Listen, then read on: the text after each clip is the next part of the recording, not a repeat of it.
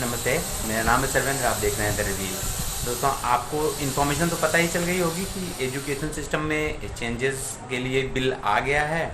और अब इसके बाद फिर देखिए, राज्यसभा में और अपर हाउस लोअर हाउस दोनों में बीजेपी को तो मेजॉरिटी है ही है। तो जब बड़े बड़े बिल पास हो रहे हैं तो हो ही जा रहा है। लेकिन अभी जब ये थोड़ा सा इसका एनालिसिस करते हैं बिल का, जो एजुकेशन सिस्टम को चेंज करेगा भारत के, तो ये एक बहुत अच्छा स्टेप है कि 35 ईयर्स हो जा रहे हैं जब लास्ट टाइम पे एजुकेशन सिस्टम में चेंजेस किए गए थे। तो ये एक बहुत अच्छा स्टेप होगा। सोचिए कितने जनरेशन खराब हो गई, मतलब कि उनको वो निकल गया और एक मॉडर्न एजुकेशन नहीं, वो कि कितने पुराने एजुकेशन सिस्टम पे ही वो अपना एजुकेशन कंप्लीट किया उन्होंने, और आज वो कहीं पे जॉब कर रहे हैं या इस तरीके से वो एक बहुत टेक्निकल बात हो जाती है। लेकिन हम अगर देखें तो एक सचमुच बहुत बड़ा स्टेप होगा। और ये जब लेंगे इसको, अभी जब ये एक बार भी बिल होगा, उसके बाद फिर ये लोअर कोर्ट और सॉरी लोअर हाउस और अपर हाउस दोनों में डिस्कस होगा। उसके बाद फिर ये वहाँ से जब ये इसको पूरी तरीके से जब इसको जो वोटिंग्स मिल जाएंगे इसको, वहाँ से जब पास होगा, उसके बाद फिर ये उसने प्रेसिडेंट के पास जाएगा, प्रेसिडेंट ऑफ इंडिया, वो इसको अप्रूव कर देंगे, तब ये एक लॉ बन जाएगा। तो ये एक प्रोसेस होता है। तो अभी एक बहुत अच्छा प्रोसेस है, तो इसको हम थोड़ा सा समझते हैं कि क्या है और बैकग्राउंड इसका जानते हैं। लास्ट टाइम पे जब चेंजेस हुआ था 1986 में, तो राजीव गांधी थे उस टाइम पे पीएम इंडिया के, उन्होंने चेंजेस किया था। उसके बाद फिर थोड़ा सा बात आई थी 1998 में, जब मुरली मनोहर जोशी और आडवाणी और जब अटल जी पीएम थे उस टाइम पे, तो बीजेपी के टाइम पे थोड़ा सा आया था। तो उन्होंने मुरली मनोहर जोशी जी ने बहुत अच्छा इस पे काम करके एक बहुत बड़ा प्रोजेक्ट दिया था, सबमिट किया था। तो उस टाइम पे बहुत हो हल्ला हुआ था, और अटल जी उस टाइम पे फॉरेन में थे, किसी दूसरी कंट्री में थे, कंट्री का नाम नहीं याद आ रहा मुझे। तो उन्होंने वहाँ पे बोला था, और यहाँ पे जो एंटी बीजेपी या एंटी भारत बोल सकते हैं आप, की जो लॉबी है, उसने कहा था कि सेफरनाइजेशन हो रहा है एजुकेशन का। अब भारत का एजुकेशन को आरएसएस और सेफरनाइजेशन कर रहे हैं, आरएसएसनाइजेशन कर रहे हैं। अब आरएसएस का एजुकेशन सिस्टम चलेगा। इसका बहुत ज़्यादा उन्होंने विरोध किया, उसने अपोज किया इसको, और काफ़ी ज़्यादा किया था। तो वहाँ पे उस टाइम पे विदेश में थे अटल जी, तो उन्होंने बहुत अच्छा से वहाँ पे बोला कि अरे एजुकेशन को सेफरनाइज कैसे किया जा सकता है, इसमें गलत क्या है। अगर सेफरनाइजेशन हो भी रहा है, तो जब भारत है और सेफरनाइजेशन अगर होता है एजुकेशन सिस्टम, तो उसमें कुछ गलत नहीं। लेकिन जब इंडिया वापस आते हैं तो उसमें कुछ भी नहीं बोलते। तो लोग जो एक्सपर्ट्स हैं, वो इंटरनल जो बातें होती हैं उसमें था कि दोनों तीनों लोगों की, जो अटल जी थे, आडवाणी थे या मुरली मनोहर जोशी थे, ये सब एक ही स्ट्रेचर के, एक ही लेवल के उस टाइम पे पॉलिटिशियंस थे। और अमलगढ़ जो गवर्नमेंट थी उस टाइम पे, वो एनडीए की गवर्नमेंट थी पूरा। आप जानते हैं कि मेजॉरिटी थी नहीं, तो सपोर्ट से गवर्नमेंट चल रही थी, जिसको अटल जी चला रहे थे किसी तरीके से। तो वो सारी चीज़ें नहीं लिए पाए स्टेप्स, और नहीं चेंज हो पाया, और वो चलता रहा। फिर आता है टाइम 2004 का, जब गवर्नमेंट चली जाती है एनडीए की और यूपीए गवर्नमेंट आती है। तो यूपी गवर्नमेंट आने के बाद फिर से वही जो इंदिरा गांधी और नेहरू ने किया था 1961 में, और उसके बाद फिर इंदिरा ने किया था जो 1969 में किया।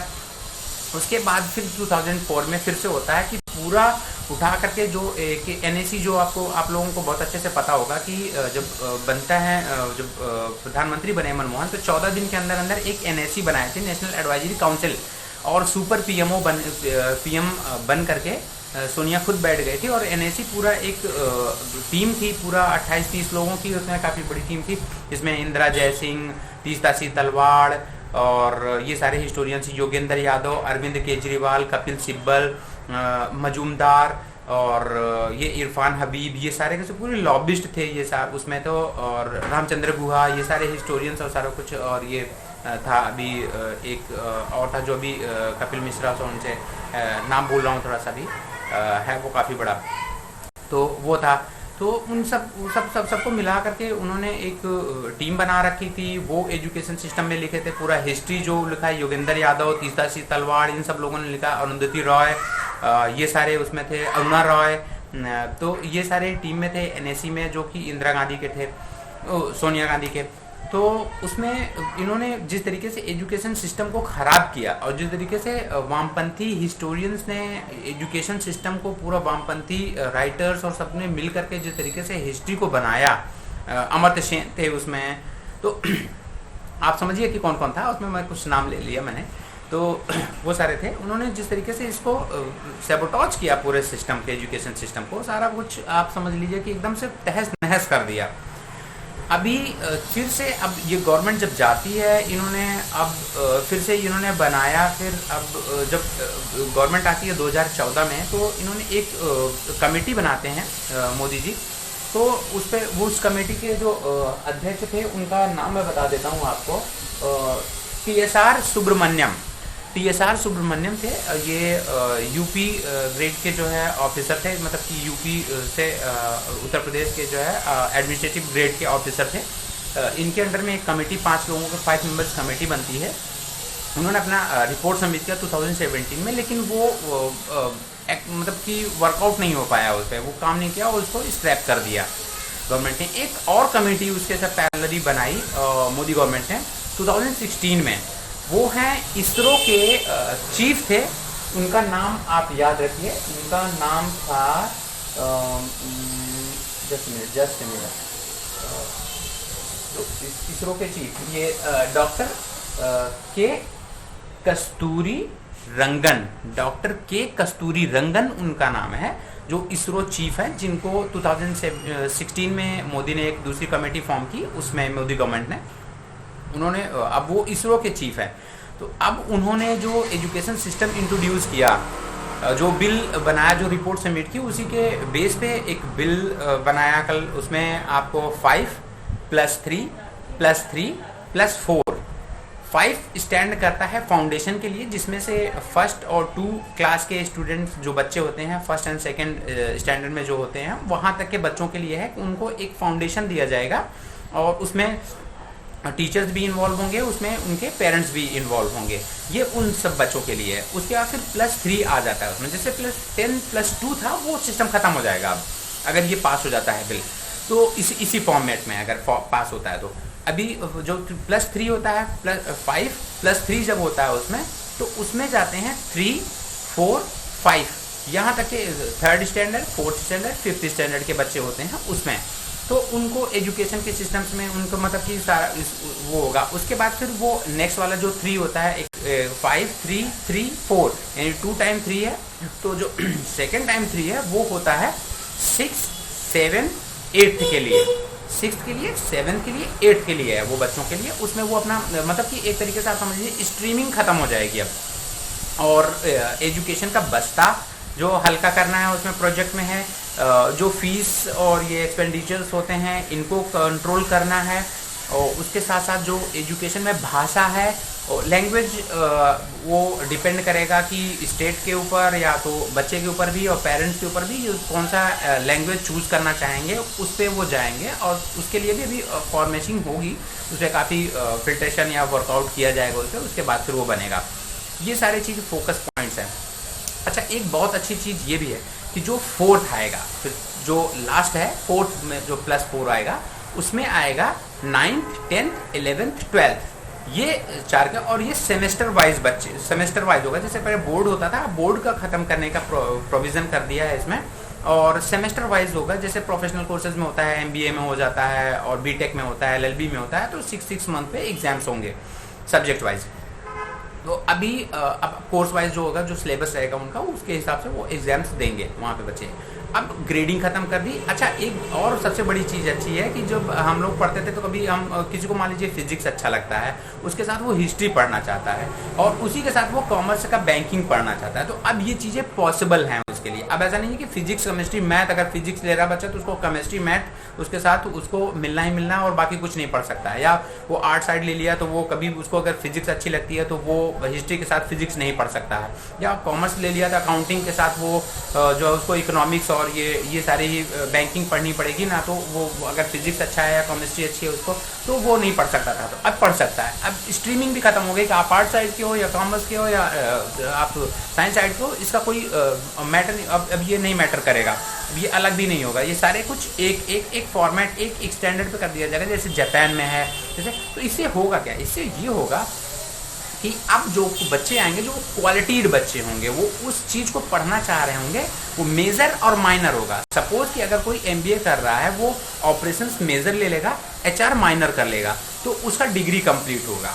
और जो उसमें एक और बहुत बढ़िया फीचर चेंज किया जो प्रोफेशनल कोर्स के लिए है, जिसमें बीटेक और टेक्निकल बच्चों के लिए बहुत ज़्यादा होता है कि सपोज कि वो बीटेक करने गए हैं 4 इयर्स का और फर्स्ट ईयर में किया, उन्होंने 2 सेमेस्टर एग्जाम दिए और उन्होंने कहा यार ये तो हमारे लिए है ही नहीं, हमको कुछ और करना चाहिए। तो बहुत सारे लोग हैं ऐसे, तो वो चले जाएंगे उसमें, वो छोड़ देते हैं। तो उसमें गवर्नमेंट का पैसा प्लस उनके पेरेंट्स का पैसा, उस बच्चे का टाइम और एफर्ट सारा कुछ खराब हो जाता है, स्पॉइल हो जाता है। तो गवर्नमेंट अभी चेंजेस क्या किया है इस बिल में जो है उसमें ये करेंगे कि 1 साल का उठाया, अगर 1 साल में वो छोड़ रहा है बच्चा तो उसको सर्टिफिकेशन का एक सर्टिफिकेट मिल जाएगा कि 1 साल का इसने ये कोर्स किया था तो ये सर्टिफिकेट है। और वो बैंक एक एजुकेशन बैंक का अकाउंट होगा, उसमें उस बच्चे का वो क्रेडिट लिमिट ऐड हो जाएगा कि ये बच्चे ने इसको किया, और कहीं जॉब में अगर वो उस सर्टिफिकेट को लगाएगा दैट विल बी काउंटेड। तो ये एक बहुत अच्छी चीज़ है। उसके बाद फिर सपोज कि अगर वो 2 साल पे छोड़ देता है उस कोर्स को, कंप्लीट नहीं करता, 3rd year 4th year complete नहीं करता है, फिर भी उसको एक डिप्लोमा 2 इयर्स का मिल जाएगा, वो भी काउंटेड होगा जैसे सर्टिफिकेट होगा। अगर वो 3rd ईयर या 4th ईयर अगर कंप्लीट करता है तो उसको डिग्री मिल जाती है एज यूजुअल जैसे सबको मिलती है।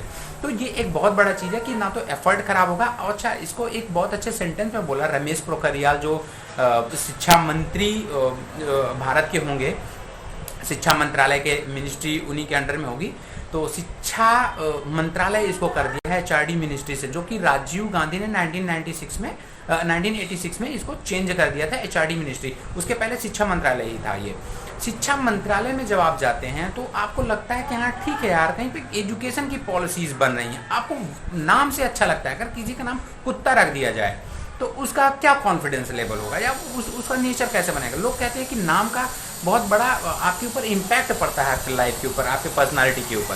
तो HRD human resource development authority वो मिनिस्ट्री करके कर दिया था कि सारे ह्यूमन रिसोर्स हैं उनको डेवलप करते रहो, उनको यूज़ करो। तो ये एक ह्यूमन राइट्स और ये सारी चीज़ एक तरीके का वायलेशन है कि आप ह्यूमन को सिर्फ एक रिसोर्स मान करके चल रहे हो, आप उनको ह्यूमन बीइंग की तरह नहीं ट्रीट कर रहे हो, आप उनको रिसोर्स की तरह ट्रीट कर रहे हो। जैसे आप लोहा, पत्थर, पहाड़, इस तरीके की चीज़ों को यूज़ करते हो, वैसे ही आप ह्यूमन रिसोर्स को भी एज अ रिसोर्स यूज़ कर रहे हो, ह्यूमन को भी, ह्यूमन बींग्स को भी। तो ये एक बहुत अच्छा स्टेप है कि आपने उसको शिक्षा मंत्रालय किया। और बहुत सारे लोग अब कह रहे हैं कि यार उसे नाम चेंज करने से क्या हो जाएगा। तो नाम चेंज करने से बहुत कुछ होता है। जैसे पहले नाम चेंज करने से बहुत कुछ हो गया था, वैसे अब भी होगा, लेकिन अब पॉजिटिव होगा तब नेगेटिव हुआ था उसका इम्प्रेशन, तो उसका इम्पैक्ट जो पड़ा था। तो नाम का इम्प्रेशन बहुत बड़ी चीज़ होती है। तो अभी जो ये जो मैंने आपको बताया कि उसमें जो चेंजेस आने हैं, स्ट्रीमिंग ख़त्म कर दी कि स्ट्रीम साइंस साइड और ये आर्ट साइड या कॉमर्स का ये अब नहीं रह जाएगा। अच्छा, दूसरी चीज़ कि मल्टीपल एग्जिट, मल्टीपल एंट्री और मल्टीपल एग्जिट है दोनों।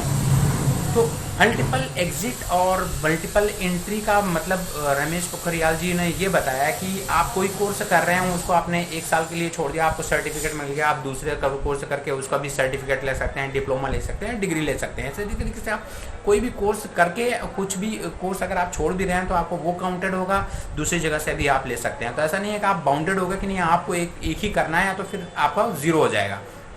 तो ऐसा पहले होता था, अभी है। इसका सबसे बड़ा इम्पैक्ट ये होगा आने वाली जनरेशन के ऊपर कि वो अपने इंटरेस्ट के सब्जेक्ट्स को पढ़ेंगे, वो अपने इंटरेस्ट की चीज़ों को करेंगे जब वो, तो वो बेटर आएगा, उनका रिजल्ट, उनका आउटपुट जो होगा वो बड़ा अच्छा होगा। जो चीज़ आदमी इंटरनली जो करना चाहता है अगर वो करता है तो उसको मन लगा करके और बेटर तरीके से कर पाता है। अगर वो इम्पोज्ड चीज़ है तो वो बंदिश में, उसको साइंस पढ़ना अच्छा लगता है या उसको फिजिक्स अच्छा लगता है, लेकिन उसके साथ उसको 10th में जो है हिंदी भी पढ़ना है, उसको उसके साथ जो है, मैं किसी सब्जेक्ट की बातें ऐसे नहीं कर रहा हूँ, उसको इंग्लिश भी पढ़ना है, नहीं, अब उसको फिजिक्स के साथ केमिस्ट्री का ही कॉम्बिनेशन लेकर के उसको हिस्ट्री भी बहुत अच्छी लगती है तो वो सिर्फ हिस्ट्री ले लेगा, केमिस्ट्री, फिजिक्स, हिस्ट्री के साथ वो पढ़ाई करेगा अपनी। तो उसको इंटरेस्ट की चीज़ें हैं, वो अपना माइनर मेजर करके अपना डिसीजन ले सकता है कि उसको क्या करना है, किस तरीके से करना है।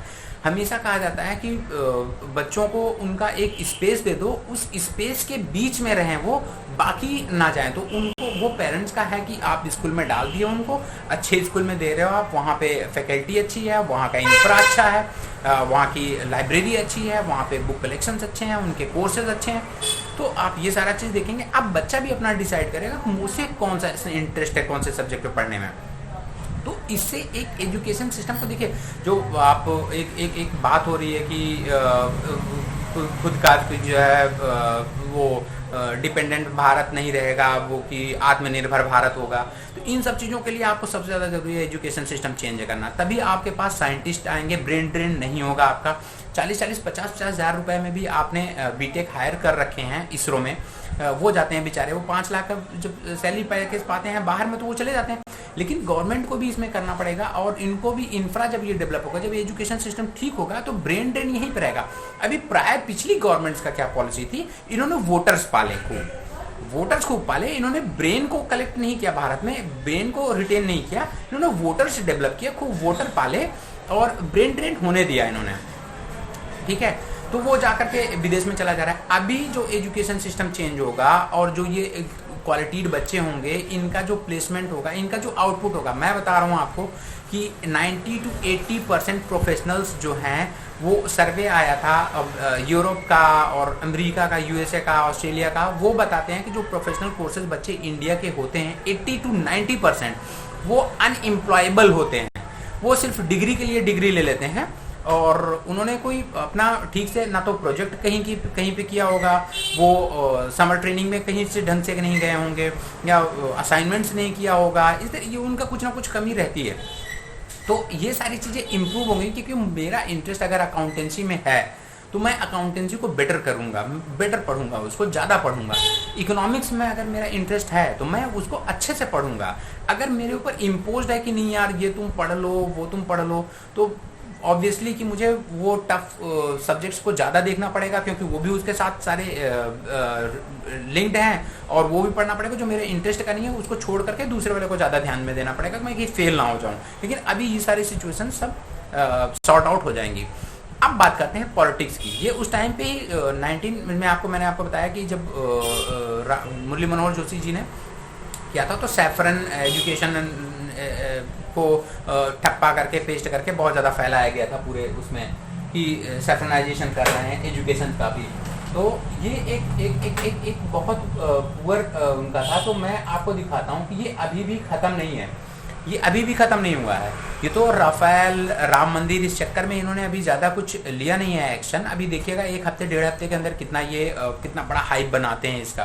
देखिए एक ये हैं अशोक स्वाइन है ये लॉबिस्ट हैं, स्वीडन के यूनिवर्सिटी में पढ़ाते हैं। ऑब्वियसली मैं बताता हूँ आपको, फॉरेन की यूनिवर्सिटीज़ इज़ नथिंग, ठीक है। इंडिया की एजुकेशन सिस्टम में जो यूनिवर्सिटीज़ हैं उनका बहुत अच्छा रेपुटेशन है, और यहाँ पे ब्रेन बहुत अच्छे होते हैं, वो सरफेसली देखते हैं, ठीक है। ये वहाँ पे पढ़ाते हैं, ये लॉबिस्ट हैं।